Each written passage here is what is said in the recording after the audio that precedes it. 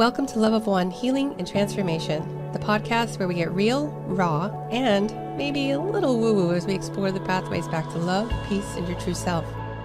I'm your host, Angela Bolton, a former corporate workaholic, that's right, turned spiritual seeker with a knack for finding balance between the practical and the mystical. This is your sacred space to heal, transform, and remember the love of one that lives within you. Let's get cozy, get curious, and most importantly, let's heal. Now let's dive in.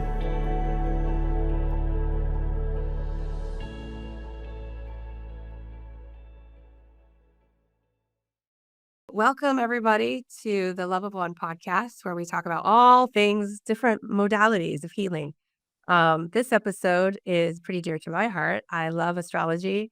To me, the astrology is the blueprint of the soul in this incarnate. Laura, tell me if I'm wrong, but that's how I see it in all of my work. And boy, it is like a fortune teller. And it was once explained to me in a plant medicine journey that they're like, we have to explain things in human form sometimes to make sense. And what they used, my guys, was, when you buy like an appliance and it comes with a user manual, and anytime you want to change something out or something's broken, you need it fixed, you just pull that manual out to see what direction to get it working again. Well, that's astrology to us. It's our manual. And so I brought on Miss Laura Black. She's from Eugene, Oregon. She is all things astrology, but she's more than that too. She's also a yoga instructor, huge yogi. And I'll let her kind of fill you in on more about Laura, because she's an amazing human and a beautiful soul. And I'm so happy that you're here today with us to talk about all things astrology, which is so fascinating to me. And we're going to talk about how it really does help us heal, how it makes us think through our life, and also reflect. It's a huge reflecting point. And also, Laura, I would love to dive in a little bit too today about how astrology helps us with the art of surrendering. Because I feel like in my journey, surrendering is one of the hardest things to move through. And astrology, I found, is a huge tool to help me surrender. So with that, thank you. And let us know a little bit more about the awe-inspiring Laura. Awe-inspiring. Much. I'm so happy to be here. Thank you so much. Yeah, I agree with you 100%. Astrology is the blueprint of our soul. It is. I love the user's manual analogy. That's so perfect. Yeah, I feel the same way. And really, the art of surrender, you hit the nail on the head. I think astrology, one of the main uses, we think of it as like, this tool of prediction, like you mentioned, it's like a fortune, you know? You get that a lot. You'll get I used to have a little astrology booth at, like, an open air market, where I lived, like, and I'd get parents walking by with their kids and kids going, "What's astrology?" Reading my sign, and the parents would often say something like, "Oh, it's you get your fortune told." And, there's that. And it is a tool of prediction, but I think astrology as a tool of prediction kinda sucks the fun out of life because, Yeah. it's all the surprise away, but what I think the higher uses of it is that it's a yoga. It's a way of creating union between self and self, or all aspects of the self. That's a And there are perfect. high practices. Yeah. There are some very high practices where when you use astrology, one of the first things you have to kind of encounter is your own reactions to the things that think you're seeing in the chart, or that you're being told are in the chart. So it's an observer's tool, and it's a tool of awareness and acceptance first and foremost, I believe. And then it can become a tool of problem solving, but then ultimately, I think surrender is the highest use of astrology, really. Yeah. Yeah. Um, point point taken. Surrender, and we can just dive in. I mean, we don't have to follow a flow today, because with all of these healing modalities take us down these different paths and back and forth, but they all seem to circle back around at the end. So, um, but for the art of surrender, so I've been having different sessions with Laura for like 2 years now. Okay. And I was looking back at some older clips in preparation for this day with you. And and in one of them it said, Angie, it looks like your biggest lesson here in life is to surrender to letting go of control, letting people receiving. Like I'm a really bad receiver. I'm getting better. But it was about letting people give like money and knowledge and help and then you said, and I bet those are the things that you hate the most. I was like, yes, absolutely. And then the following year, guess what happened? It all happened. I was forced and everything went really bad, ugly, and dark for me, and I was forced to learn those lessons. And so when I reflected back on it, this is why I also think astrology is a big reflector. When I reflected back on that, I was like, "Holy shit." Um, but when I heard those words during my session from you through my chart, I went into this expectation mode of how I thought everything would happen. And that's where the surrender piece comes in. I had to surrender to letting it flow the way it needed to flow from the way that I, as a soul, set it up before I even came here. And I wasn't. That's the surrender I'm talking about with astrology. Oh, Letting yeah. go of the anticipation or the expectation of how that's going to occur. Right? Yeah. Oh my God. Yes. Yeah. 100 all the way. Oh my gosh. So bonkers. So Laura, do you see this a lot with your clients? Kind of similar aha moments of, oh my gosh, you were right all along with my chart reading. And it Yeah. got, You never expect that's really funny because, we were just talking before we started this recording, about how I am always wrong when I read my own chart and I try to figure out what's gonna happen, you know? So we need a mirror, we need somebody else. It's like, you can't therapize yourself, you need somebody else to that's help you. like hard. Yeah. And so when I read for other people, there's always this I deal with a good amount of insecurity in this lifetime. There's one of my big themes of work. And so I'm always thinking, I don't know why I'm saying this. I must be wrong. I'm sure this isn't really I'm grasping at straws here. But people come back to me all the time and we're like, oh, everything you said. Oh, okay. Full circle. Yeah. Sure. Every single time. Every time. That's why it's important to share this information because a lot of people think it's just some woo woo, oh, astrology. I've actually had some people say, people I dated, which I no longer date, not because that was the reason, but it did probably play a little bit of role in that.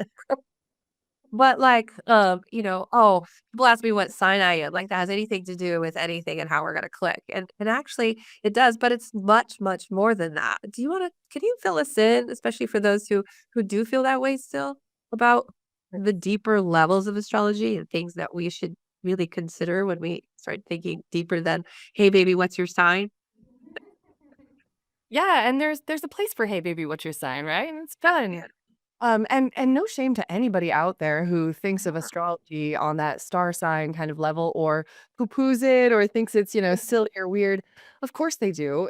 There has been a huge, centuries of push to kind of hide and reduce access to this thing. It's been so shamed and made so cryptic. It's actually very accessible. And yes, it is so much more vast than just sun sign, although there was a time and a place where the sun sign astrology was kind of all we had, or that's what we think. The exact history of astrology, where it came from, is a little bit unclear. Uh, Yeah. I need to get a read on that. Rep. But yeah, we have it's based on the laws of Hermeticism. As above, so below, as without, so within. So the idea is that everything that's out there dancing in this solar system with this planet is related, is quantumly entangled. I'm going to say those words as if I have any idea what they mean You spot on. Yeah. with life happening here on this planet. And there is some kind of reflector process. The astrology doesn't control us, but it is suggesting or kind of mirroring, reflecting what's happening down here on this planet. Another way of looking at it as a reflector. So it is that. Vibrational, right? Say that again? As part of the quantum entanglement is the vibration of frequencies and those planets that are hitting this planet and our own auras of frequency and vibration, yes? Absolutely. Absolutely. Mhm. Um, yeah, we have, a sun and moon and a rising sign is where the eastern horizon line was on this planet from your time and place of birth. And everything that's out there you have, in here or in your chart. And the idea as an astrologer is to get these planets to talk to us a little more clearly, is to know the language of the gods or the language of the stars or planets, and to learn to listen and communicate in that language as a translator and interpreter for others. I love that. Yeah. Wow. So when people are starting to think beyond just the normal astrology that we've been so programmed to believe in, and going into the deeper levels, what are some of the first things that they should consider looking at to give themselves a little bit more in-depth knowledge of who they are and that manual of themselves, right? So what are the key points that they should look at in their chart when they first get started? Because there's so much, it's hard to pinpoint. It can be so overwhelming. Um, Mm. in my introductory readings, the first time somebody sits down with me, I have a very clear structure of things that I want to cover. I always talk about what we call the personal planets, which is anything closer to the sun than Saturn and Jupiter. So we're talking sun, moon, and rising sign, the eastern horizon line of your birth, and Mercury, Mars, and Venus. And then I like to focus on Saturn, the planet Saturn, and the north and south nodes of the moon. And these Saturn and the nodes of the moon are, in my opinion, some of the most important pieces for understanding a soul's journey on this planet. And Yeah. Gemini that I am with a big appetite for information, there is it's all important, all of it. But if you're trying to explore and you're not sure where to start, go with the basics of your personal planets: Sun, Moon, Rising, Mercury, Mars, Venus. And then focus in on Saturn and the nodes to figure out how to make your life work well. That's what I would say. The nodes. Can you explain the nodes? There's a north and a south, and like everything in this planet is polarity. So that's a good place to start with definition of the north and south nodes because they really tell us a lot about ourselves in this lifetime. Huge. And this is where we get a little extra woo in the astrologer. A really woo astrologer will tell you, the nodes of the moon, yes, they are portals through time. They're wormholes through space. And there is something kind of eerie about them that does seem to be verified like that. The north and south nodes of the moon, every planet has nodes. These lunar nodes are mathematical points in space along the orbit of the moon, where it happens to intersect between the Earth and the sun, or on the other side. This is where the eclipses happen. So Uh-huh. the mathematical calculation for where the eclipses would have happened at your birth if you were born under an eclipse.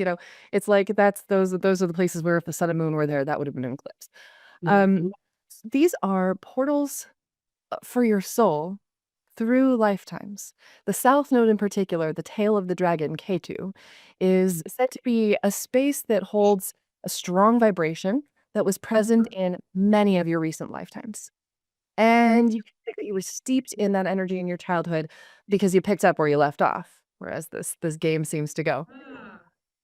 The North Node is said to be the head of the dragon, and Rahu is what we call it. And this is a place that is like a soul's calling. It's something that it's a code that describes something internalized in us that we need to bring forth and externalize and express loudly. It's our dharma. I like to simplify it. It's like your South Node is karma and your North Node is dharma. That's good. Points about who you've been and who you're being called to be in this lifetime. Does that make sense? Oh, totally makes sense. And you're absolutely right. In all my work for the book and for this podcast and just in general, they constantly talk about your dharma and then also in past life. So you do pick up where you left off. So if you left off not knowing your lessons, then and learning your lessons, then you pick right back up learning the same lessons until you learn them. And if you don't, then you just keep circling around at that karma. Um, Whereas if you do learn your lessons, then now all of a sudden you pick back up where you left off and you continue your path forward for soul growth. So makes total sense to me. Yeah. I mean, hello, manual. Yeah, it's a really great teacher's reference for, Earth School. It's wonderful. It's a Yeah. Yeah. And Earth School is the biggest, hardest school. yeah, quite the graduate level for soul evolution here. Um, Here, yeah, 100%. Oh my gosh. When people talk about the sun and the moon and those rising signs, are there any key indicators they should look at to help them figure out and navigate like what they should be in life or does that determine their personality or where do they find that out too? I want to be mindful of using the phrasing like this dictates their personality because I think that's where people start to get a little like, "Ugh, don't tell me who I am or what to do. And Yeah. many people, that's really important that we're not using astrology to tell you to prescribe and this is who you are, this is who you're going to be, because A chart, an astrological chart is so vast, so full of potential that they say it would take the native, dozens of lifetimes, if not thousands, to fulfill all of the potential in any single chart. But the soul is the free agent that shines through and determines how they're going to light up that chart, how they're going to use it. This is why we see, I love twin studies in astrology because twins are so Ah, ridiculous, even born, 1 minute apart. Like it looks like the same chart. How come they're so different? Well, the soul is free.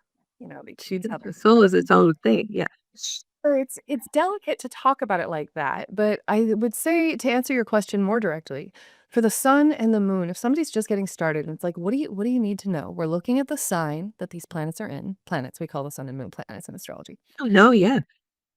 We look at the house that it's in, which the houses are just different areas of our lives that are also correlated with these 12 signs of the Western zodiac. And then you want to look at any aspects being made. And that can be a little bit of a farther step, slightly, I don't want to call it an advanced step, but if you get overwhelmed, just back up and look at the signs and the houses. And if anybody's interested out there, there's a really great, I mean, there are many great starters kits or reference books. But I think the most recent one that like really locks you in on the sun, moon, and rising pretty well and aspects made to them is Channy Nicholas. You were born for this. That's such a Oh, great yeah, book. Chatty. She's great. Yeah. Yeah. Yeah. I follow her. She's also a really good speaker, so I like listening to her. She's all personality. Yeah. Yeah. When you talked about the signs, let's dive into those a little bit more because there are 12 signs, there's 12 houses. Each house represents its own kind of subject, if you will, right? Within your life. And both polarity too. So each house, right, has a positive and a negative aspect to it. Can you just you don't have to dive in totally deep because we'd be here all day, but can you just kind of touch base on what each house kind of just represents from a high level perspective? I can give a really broad generalization if we just kind of bounce through them. And this is fun because this is the sort of the story of each of our lives. In some sense, we're all going through who was it that wrote the hero's journey? So Mhm. this could be from house 1, house 12, or from the first sign to the last, Aries to Pisces. Um, Aries is the baby screaming as it comes out of the birth canal. And this is kind of the essence of the first house. This is you coming into the world. Your first breath is your ascendant. You're born. Your first house indicates energies that were present in your early development that become a part of your character development. The house of Aries, Aries says, I am. So that first house is, who am I? The second house goes to Taurus, and this is the toddler. We start to take all that Aries energy, the fire, the chi, and we learn to move it through our first physical tool, which is this body. And Uh-huh. we do, and we learn what to value. We learn, this is mine. Give me that. Does it? It's very Taursy. I'm a Yeah. Taurus, so this is very much Then we move into the house of Gemini. This is I'm a Gemini. Listen to how much I'm talking. This is where we learn things. We learn to learn and we connect. We learn conversation and we get interested and curious and we learn to change. So that is the house of learning and siblings and extended family and the mind. It's all these influences upon you in your mental development that we're not parents, but we're immediate influences. Your school teachers, your neighborhood, things Oh, like yeah. Yeah, okay. development. We go into the fourth house. This is Cancer.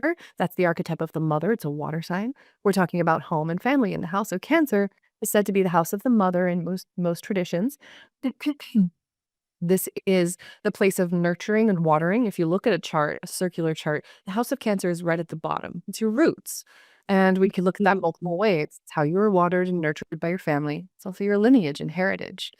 We move from the fourth house to the fifth, Leo, a fire sign.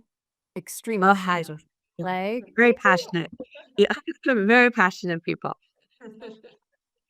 and this is the house of creativity, which starts with the inner child finding its passions and talents, noticing what it loves that lights it up inside and where it would want to be in the spotlight.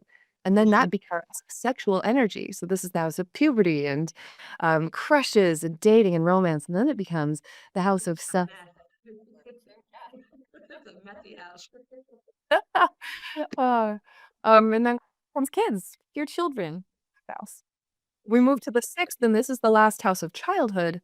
And this is the house of Virgo. This is where we learn about the expectations that are going to be set upon us by society. We learn about service and sacrifice and hard work. We learn about health and wellness. We learn to get our ducks in a row and have a daily routine and be very organized and systematic. And we're being prepared for the world. And then we move into the second half of the zodiac, which begins in adulthood with Libra, the house of Libra, the seventh house. And this is where we make our first contracts and agreements with the other. Partnerships, relationships, clients, collaborations, putting things together. Libra is famously the sign of the scales. It's about bringing two elements or beings together in harmony. Balance. Exactly. We move from those first contracts in the house of Libra to the eighth house, where those contracts either deepen or I would say dissolve or are severed, but it's usually a little more extreme or intense than that. House of loss, pain, or the house of shared resources and intimacy.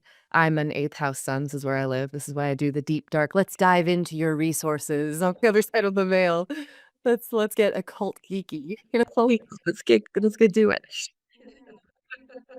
Psychology and deep, dark, twisty, interesting things where we dive for some Interesting house. For sure. yeah, favorite. I'm biased. I live there.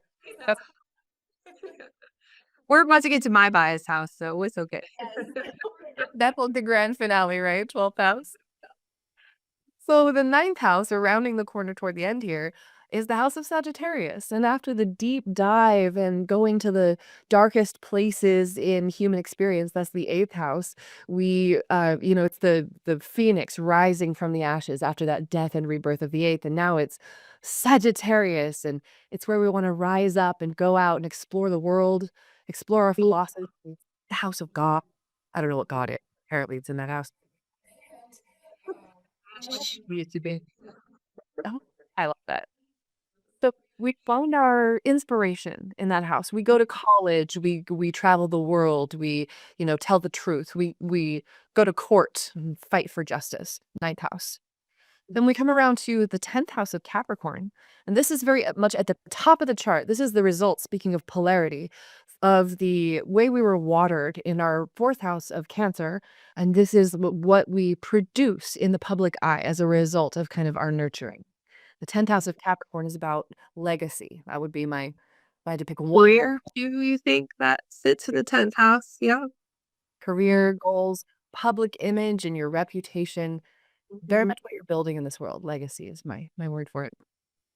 We move on to the 11th house, house of Aquarius, second to last. And Aquarius is, I know it sounds like a water sign. It's an air sign. It's the Yeah, water. people do get confused. I'm glad you brought that up, and it's true, but I think, oh, no, it's a different flow. He's bringing the water as in irrigation. It's engineering problems. Growing things for you. Yeah, yeah. So a humanitarian. So the House of Aquarius is first of all about everybody. It's about the collective of humanity. Aquarius being an air sign, all the air signs are about social connection and information. And Aquarius is the highest information. It's the last air sign. So it's very much about the high sciences, invention, and the future. Uh, it's a Future. place that's said to be about the people we surround ourselves with by choice. Social clubs, teams, organizations, things like that. Oh, And I love that. leads us so we're in this big group of people in the 11th house, but that leads us on into your personality house, the 12th house. Just for people to be clear, some things are called planets and some are not, like Lilith sometimes are called planets and some are not. But for me, if you want to call the things that sit in my chart planet, there's like 8. It's pretty and very, very heavy in the 12th house. Yeah. Yes, that's what we call a stellium in astrology. It is strong planets in one sign or house. You definitely are a 12th houser. Which is not an easy feat to be a 12th house. It can be magic, it can be heaven, it can be hell. It's a tricky one to talk about. The house of Pisces. It is classically, traditionally, Hellenistically called the house of your own undoing. So we can look at that as in for better or worse. The examples I always use are, well, I'm feeling stressed, so I'm going to go sit down and meditate and going to undo myself. Or, I'm going to do a bunch of heroin and undo my life. I'm going to have an affair and undo my marriage. Clarity.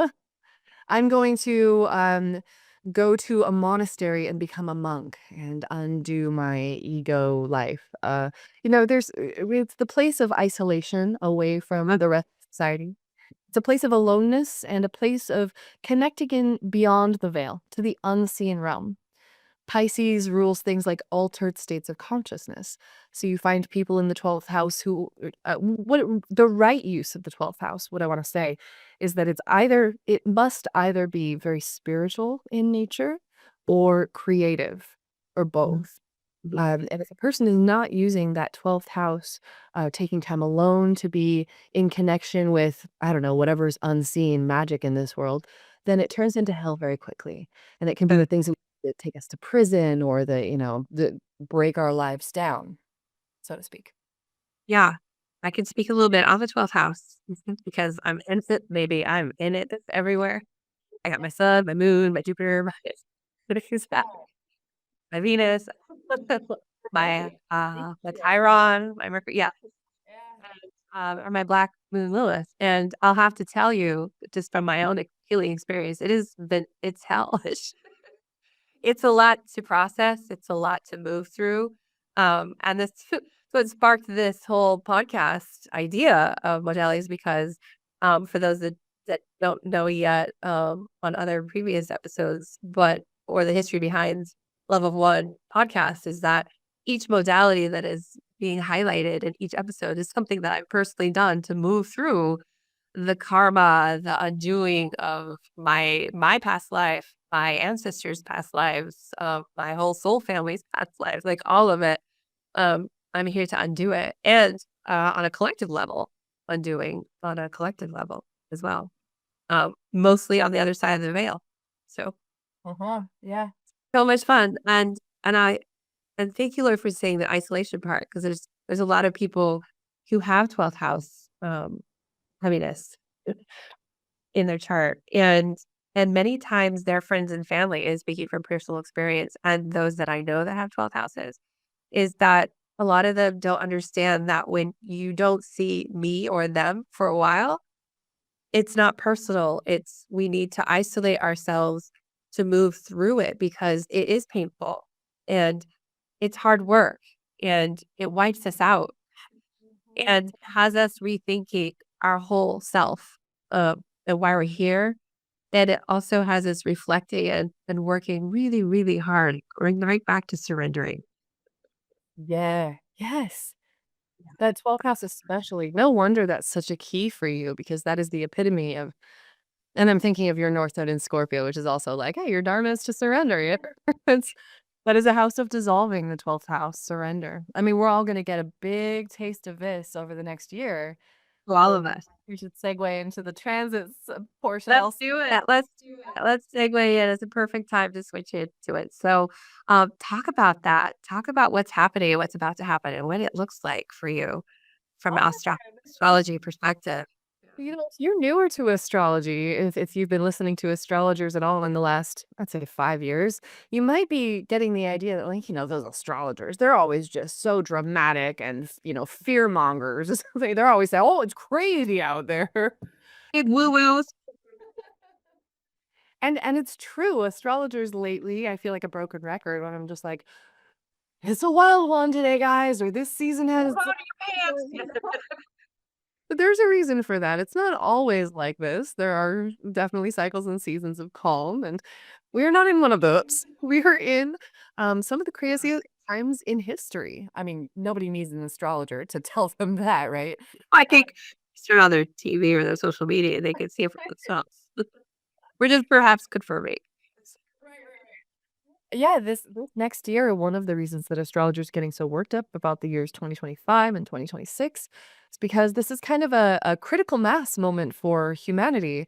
One of my astrologers has been saying, I've looked back 13,000 years in the astrology, spent the time, and 2,000 years forward, and he's never seen any what's coming for this next year. It's pretty wild.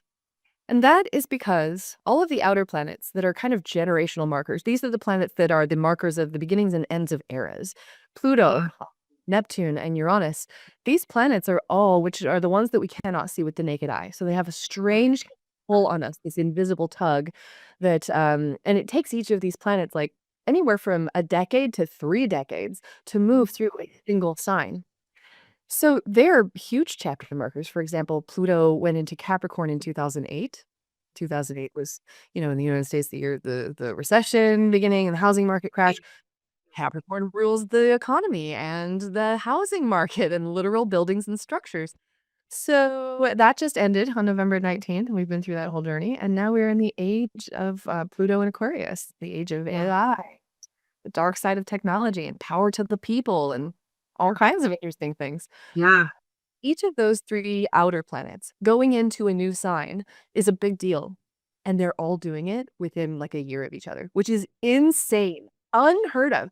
So it's the ends and beginnings of many eras this year, and one of the big transits we're gonna be experiencing together is that the nodes of the moon, which we just talked about, right? The north node is this Ah, soul calling, and we have it in our birth chart, and then we have where the current lunar north node is in the heavens, which has been in the sign of Aries since June, July of 2023. oof. The north node in Aries, me, and the south node in Libra, we in our relationship. There's been a huge amount of review around our contracts and relationships. It was like the year of breakups. Um, Well, a dra- yeah. yeah, a Yeah. lot All about levels. All levels. Yeah. so much.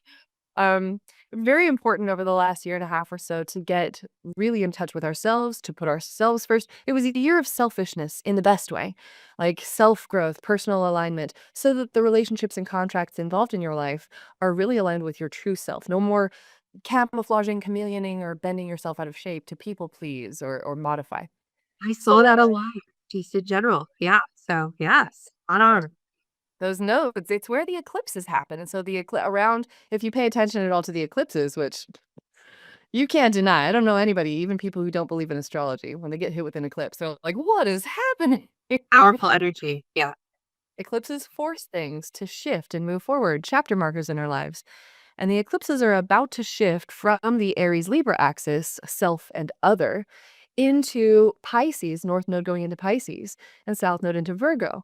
Health and wellness, um, precision and artistry, uh, preparation, and surrender is the big one. North Node and surrender, North Node and surrender. North Node in Pisces is a huge trust fall path. Yeah. So the next year and a half, starting on January 19th or 29th, we Who's are off there? for quite a journey for a year and a half of like, how do I let go of control? How do I stop worrying? How do I expect positive outcomes? How do I just surrender to this, you know? It is a 9, right? And 9 at the end is transformational. And you have to surrender in order to transform yourself into something greater. And so that makes sense to me on that level. On January 25th, right? Is that when all the planets line up? Is that affecting us and moving us into that 29th stage? Or Yeah. Oh, yeah. It's quite the lineup really from, late January into April is like if you have placements in Pisces or Aries, maybe even like Virgo, you're gonna have some stuff come up. There is a beautiful planetary alignment stacking up just late January, and then the North Node tips over into Pisces. And it's more magical than just, ooh, the North Node in Pisces, which happens once every 19 years. This time, because of the planetary lineup, Neptune and the North Node are aligned. And, this only happens once every, I think it's like 15 years. yeah. And there's a really special situation where Neptune, which is the ruler of Pisces, and the higher octave of Venus. So if you're familiar with Venus, the goddess of love and beauty and abundance and creativity and design, rules house and our ruler. Yeah, well, Neptune is kind of the divine level of those frequencies. Venus is the human level of creativity and love and connection. Neptune is where we open up like our crown chakra and let the divine energy flow through this vessel. It's the difference between seeing somebody paint a nice picture or do a lovely little dance and you're like, oh, that's beautiful. And having your jaw drop to the floor because how are they doing that? That's not even that's amazing. Yeah. no. Yeah. Tune up Yeah. north, no. Pisces, the sign of the artist and the mystic. There's some magic opening up. It's just It's amazing. Take a moment to reflect on your soul's journey. Are you ready to uncover the blueprint of your soul? Laura Black of Blacklight Astrology offers personalized readings that go beyond the stars. Her sessions provide the emotional connection and human insight needed for deep healing and transformation. With compassion and intuition, Laura helps you align with your highest potential and rediscover the love within yourself. Book your session today at www.black-light-astrology.com and uncover the blueprint of your soul. For additional information on how to contact Laura, see the description and her bio with this episode. Okay, so we talked about this amazing planetary alignments and what that means to us collectively. Can you talk a little bit about trines? People talk about trines and triangles and squares and when you pull your own chart up and you look in the bottom of it, wherever what software you're using, I use the same software as you. So and then you see this little like chart at the bottom and it has like these squares, these triangles. What do those mean? Just on a high level. Yeah, so kind of the building blocks of astrology is you learn the 12 signs, you learn the Yeah. planets associated with each of the signs, you learn the houses, and then you learn the aspects. And this is kind of the last main building block that allows you to play the game of astrology and put it all together. The aspects are relationships between these inner parts of you. If anybody out there has ever heard of internal family systems theory, IFS, aka parts work, this is a type of therapy where we're investigating these many different parts and pieces within us that have these choices and behaviors in our lives. Um, Astrology, I like to joke, is parts work with glyphs, with a map. And those aspects, those little the trines, the sextiles, the conjunctions, the all that stuff, those little symbols and words, those are talking about how, your moon placement in your chart relates to your Mercury if there's a relationship there. And some of those aspects create conflicts, but they force you to grow because that conflict comes up and you have to address it. And some create ease. Foolproof. Yeah. So if we put it too simply, this is far too simple, but if you look at your chart, it's not always universal, the color of the lines that they use, but for the most part, you'll see blue lines for trines and sextiles. And these are considered the harmonious or like positive aspects. And then you can look at for red lines that might indicate squares, 90 degrees, or oppositions, 180. And those are hard aspects that are, challenging or difficult that they force you to grow. So these Well, can indicate they use red because people do see red on their chart and they're like, oh my gosh. that, yeah, I get that a lot, where we'll pop up a chart that has a lot of these red lines. They'll be like, "Oh, what's all that scary here?" Like, "Oh, well, you're gonna grow." Yeah, so the person ease, but in the interview conversation, which is not always a good thing. A lot of us go to, is that good or is that bad? Well, it's not that simple. Yeah. It's what you make of it. And a trine can be the easiest flow of energy between two inner parts of you. But what is flowing? A trine to the south node, which is our karma, and kind of Yeah. some of the bad habits that hold us back or our biggest shadows. If you got a trine from your south node to your Venus, well, that's flowing some of your karmic energy right into your relationship and core values sector, so it's not always like great. Well, the first thing that comes to my psychic mind when you say that is soul contracts. Yes, yeah.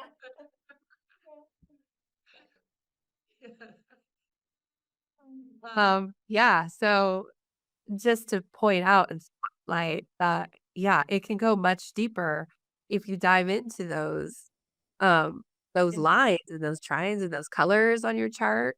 And that, yeah, it's just impossible to talk about today. So definitely book a session with Laura to figure that out on your own chart, because they are important, uh, and they do kind of lead you down this path. So talking about all these things, now we went through, the houses and the north and the south nodes and the aspects and stuff.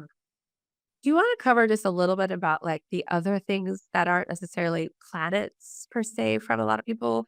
Like perhaps like asteroids or other big moons or something else that big stars that that kind of have key triggers on them for people just so they kind of have a broad understanding of what that might represent. Absolutely. Yeah, there's so much. And some people shy away from astrology because you start to peek your head behind the curtain and you go, "Ooh, sun, moon, rising, versus Lilith, what's it to the note? What?" So Rabbit much. hole, so much, yeah. Yeah. I spent days, even with my oldest daughter, like 3 days in a row, just rowing a whole lake, and by the time we're like, "We gotta stop, we gotta put it away, we gotta stop." Yes. Oh my gosh, I definitely went on a little manic journey when I first started studying. It was just days and days and days. Well, after you get the basic planets, sun, moon, rising, Mercury, Mars, Venus, Saturn, the north and south node, you get, Jupiter, Uranus, Neptune, Pluto. Then you start getting into the finer details. And, every astrologer has their own set of opinions or ideas on how to work with any of these or whether or not you should work with any of these extra, extraneous kind of little placements, but we're looking at things like Black Moon Lilith, of which there are 4 different Liliths. There's the asteroid, there's the apogee of the moon, there's the true calculation of her, there's the mean, the average calculation of her, there's another little star, there's all kinds. Uh, She does a big job, I tell you what. gotta love Lilith. Respect. I do, so much. There are things like fixed stars, and this is a little section of astrology that still baffles me. This is where you run into a lot of astrologers who might be kind of into the flat earth theory because how else are there fixed stars in the sky? How come they never Oh, move in space? And I don't have an answer to these things. I don't know if it's very literal, like the star Regulus at 29 degrees of Leo, famously Donald Trump's rising sign. Uh, oh, oh is my. that picture from the attempted assassination with the bullet and the blood Yeah, and him on, like, that is as Mars spot on. 29. What does it get? Spot on. Every Um, astrologer was talking about that actually that oh, day. yeah. So there's things like the fixed stars, of which there are many, and then you can get into the finer points, like if I'm doing a relationship reading and somebody comes to me and they wanna talk compatibility, there are at least a dozen little, you know, astral bodies, asteroids, minor bodies, mathematical points. The Arabic people have a huge amount of what we call the lots. These mathematical equations are like, this is the lot of having a female child, and this is the lot of, the part of fortune is probably the most common one people know about. Your I family. like the part of fortune. Yeah, Yeah. Yeah, you have a yeah. really good part of fortune, right? In that. It's hitting right now, I think. So we talk about that just a little bit, the part of fortune. And I also then want to go into midhaven because I think those 2 points are really important. And Agree. even if just a high perspective of where does this sit in their chart, Yeah. they could start with that, right? Yeah, I like So that high perspective too, because it's the top of the chart. Mid. yeah, it's always at the top of the chart. So it's like just house like area. Mhm. Yeah. That's exactly So it. yeah. Yeah, it So When it's, the middle of heaven, the emom no, not the emom cheli, uh, wow, I'm blanking on the MC. Medium chili? The midhaven is this point that would be associated with high noon at the top of your chart. Think of okay. the rising sign, and they've said, like, that's where the eastern horizon line was. If you were born right at sunrise, that's where it would have been, that constellation. And so that's where that was, and that kind of glues down where the rest of the chart falls.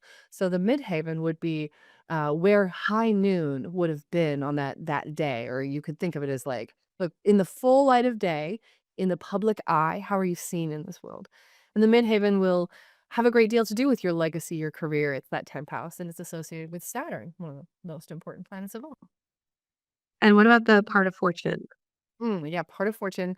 It is this mathematical point that is said to be what the native would experience or what they would feel is like fame and fortune, but without any of like the what we know is the dark side of fame and fortune. It's not Yeah. always actual fame and fortune, but it is a point of where you can achieve. And it's a little blip. It's like a little lucky spot. Yeah. It's a lucky spot. I like that. I love that. Yeah.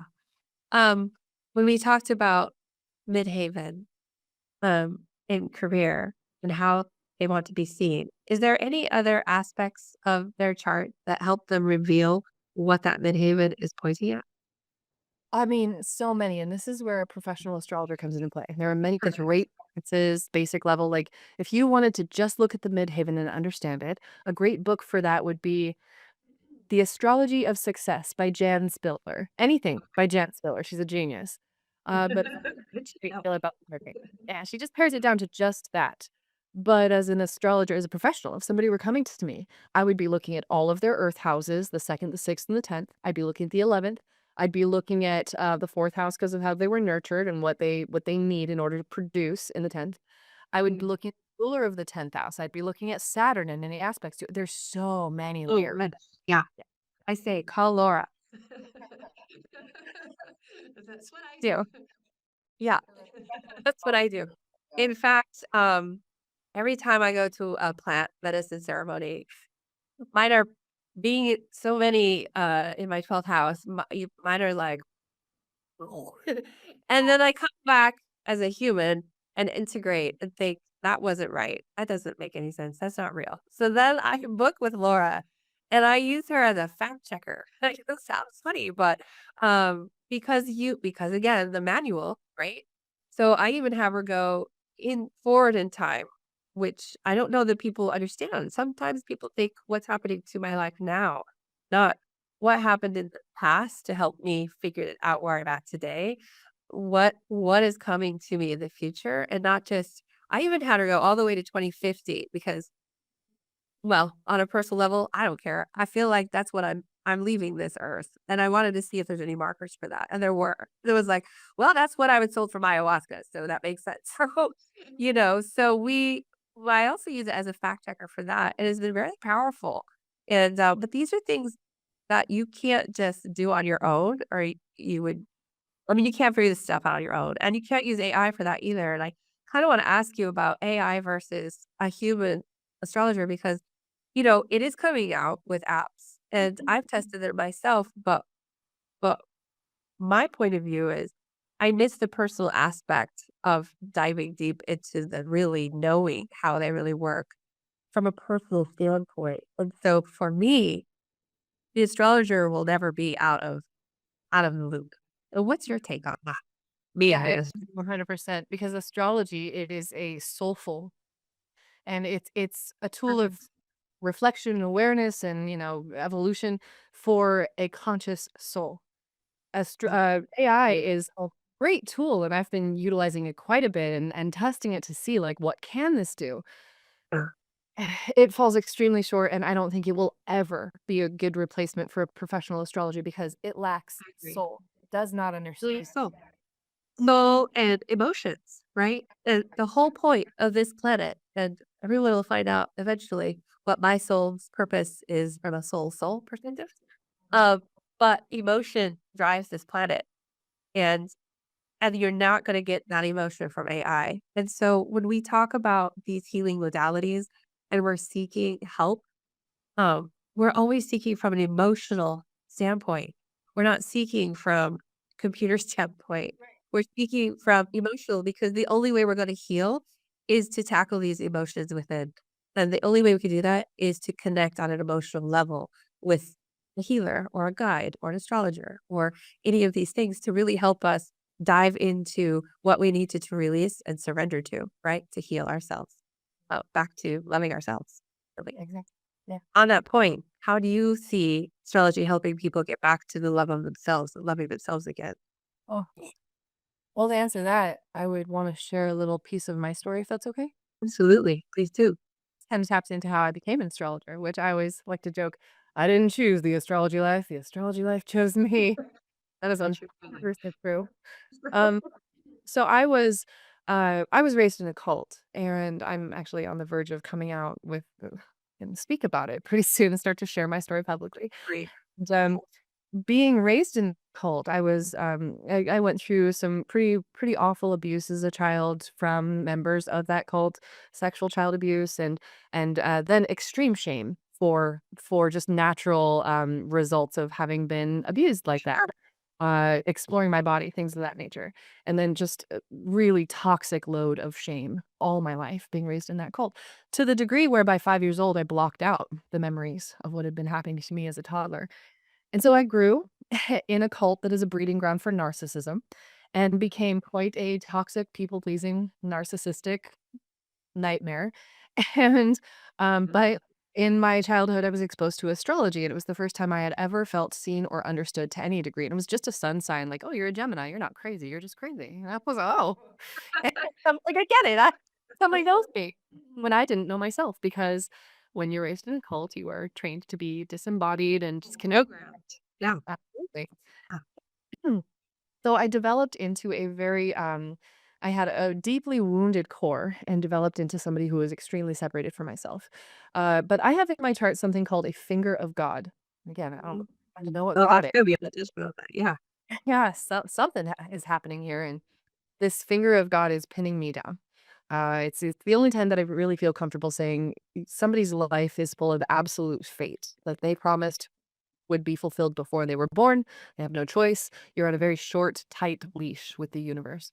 And oh, I felt that. And when my finger of God, I have two of them. When one of them got activated, I was exposed to astrology. And there are all these little markers in my life when these fingers of God would kind of get stimulated, activated, where I'd get shoved closer and closer to my astrological path. Oh, Meanwhile, it was being I was being mocked and made fun of by everybody, including my dad, about being interested, shamed, that's a tool of the devil, that kind of thing. So I just kind of secretly studied it on the side. And then I became such a little navel gazer, so self-obsessed. I heard that a lot, like, "Oh, use astrology. You guys are just so interested in your own selves, or it's so much ego." Yeah, that was true for me. It was a tool of self-obsession for a long time. It's just a tool, like anything else. A knife can of cut or course. it can kill. Yeah. Um, we always say like Hitler was an astrologer. You can use it for terrible things. Yeah. And That's true. my path just kinda took me to a point where it was like, "Look, this is the only way your life is gonna go down." My life closed in on me. I found myself in a really one day when the planet Uranus entered the sign of Taurus in 2018, I started to realize that the tool of astrology that I'd been studying for years without mentors and a teacher, and so I was doing it badly, that Mhm. tool would help me accept things. I was so desperately looking for how I was special. Tell me I'm special. Tell me I'm beautiful. Tell me I'm good. And then I found out that I was probably the worst collection of darkness and dark things that I could ever. And I was just in denial about my shadows. So some things happened in my life, and astrology came in and showed me the actual appropriate use of it, and through working with plant medicines such as ayahuasca, which has been one of my greatest teachers, and She's a beautiful wait, teacher. mhm, we're working with amazing astrology teachers as well. I'm very blessed in that front. That astrology took me so far into navel gazing that my own head came out of my own ass. Woke up and learned how I could use this to be of service, and it became a tool of self-connection, and that is my greatest work. If you speak astrology out there, you'll know what I mean when I say I have Saturn in the final degrees of Libra conjunct Pluto on my ascendant in my first house. And that is very much somebody whose work is to heal their relationship with themselves and then help other people do the same. So I became a yogi, an astro yogi, and now I train others. I love that. And I think we have a little time to dive into the most important planet of Saturn. You want to talk about that? She's a beautiful planet. She's also very highlighted in my chart as well. Collective service. Really. So, do you want to just talk to people about why she's so beautiful? Yeah, I love that you call her she. You don't hear I that a lot. do. I always call her she. She Yeah. is a she in many rights. We call her she because she is the ruler of Capricorn. Capricorn is an earth sign. And actually, I kind of want to tell you one of my favorite Yeah. ayahuasca journeys Oh, because yeah. I will talk about ayahuasca all the time. Look at me. I'm like getting all excited out of my chair. Oh, yeah. Yeah, sure. tell me. So I went into a ceremony, you and I, we've both been working with plant ceremony or plant medicine for a while.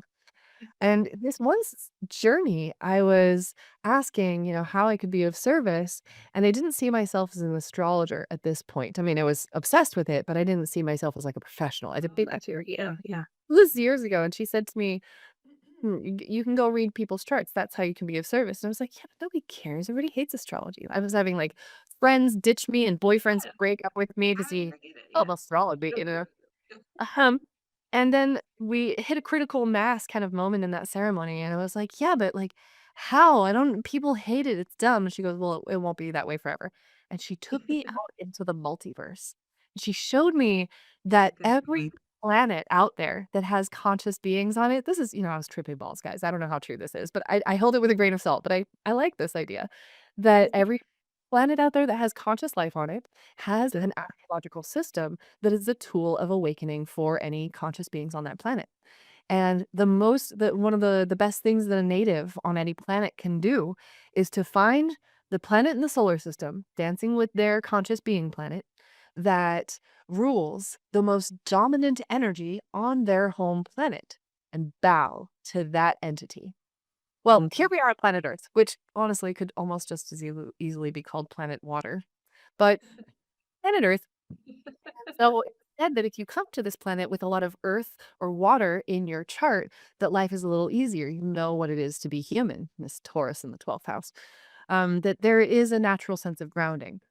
Of the earth signs associated with planet Earth, we have Taurus, we have Virgo, and then we have Capricorn. Capricorn is the most evolved earth sign and the most powerful. We call it one of the cardinal signs. It's a leader and Yeah. appreciator. So here we are on planet Earth, and we bow to the planet out there that rules the most dominant energy here in the highest way, and that is Saturn, ruler of Capricorn. So big bad voodoo daddy in the sky is Saturn. That old devil is the Earth. He's about, well, Capricorn codes, he, she is about longevity. They're about Yeah. like it's about building something over time. It's very like Rome wasn't built in a day, So what's your personal Rome? So Saturn, if we look to Saturn in our chart, will talk to us about the things that we need to put effort into, even if we see no results for decades, because that is my favorite way of talking about Saturn is that is our tuition for Earth school. Yeah. You owe this planet that if you want to have Perfect. a long experience. Tuition for Earth School. Love that. And then when I hear you say that, I'm like looking at my chart and I'm like, yeah, yeah, that makes sense. Oh, Saturn. Yeah, oh, Saturn. Then all her goodness. Notoriously difficult. This is why we're kind of chuckling. It's like, Saturn causes delays and limitations, and it's about burden and responsibility and maturity. Like, oh, okay, grow up, says Saturn. Not cool to be a tourist with their Saturn. It's very challenging. That's when people are like, you I just keep going. I just keep going and going, and then I disappear for a little while, and I just keep going and disappear, and that's one of the reasons why I love having, like, 5 to 10 things going all at once because because of Saturn, it takes a long time for it to mature. I plant seeds take a long time to grow. Yes, that slow growth Taurus code. I'm so with you on that. Yeah. Patience. That's okay. It always works out in the end, and with that, it does always work out in the end, and as we surrender to it, allow it to flow into us, and trust in the process, and trust that whatever our manual guide, AKA astrology, is telling us is exactly what we put in place before we came here. So if you're curious about what you put in place to come to this earth school, look at your astrology chart. It's what you put in place for yourself to learn soul growth, which is ultimately what we're here to do, is grow our soul to its most highest form of consciousness state possible. And the only way we can graduate from this school is to learn all the lessons we put in place, which you can find in your astrology chart. So, Laura, how could people get a hold of you to dive deeper with personality, high extreme knowledge, and emotions? Mhm. Well, you can find me on Instagram. I'll be producing a lot of astrological content there. I am at black_light_astrology. And you could go to my website, www.black dash little hyphen astrology or me black dash light dash astrology.com. And that is where it leads. Awesome. Thank you. All of her information, her bio, her contact information, websites, social handles will all be in the description of this episode as well. So, Laura, thank you. Thank you for your bravery with your stories today. Thank you for all your amazing knowledge. And thank you for helping me on my own journey to healing.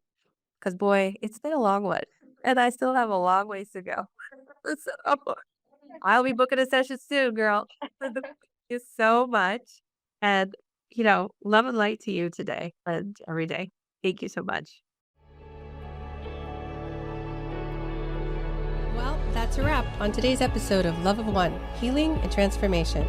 Thank you for being here, for showing up for yourself, and for remembering the love and peace that is already within you.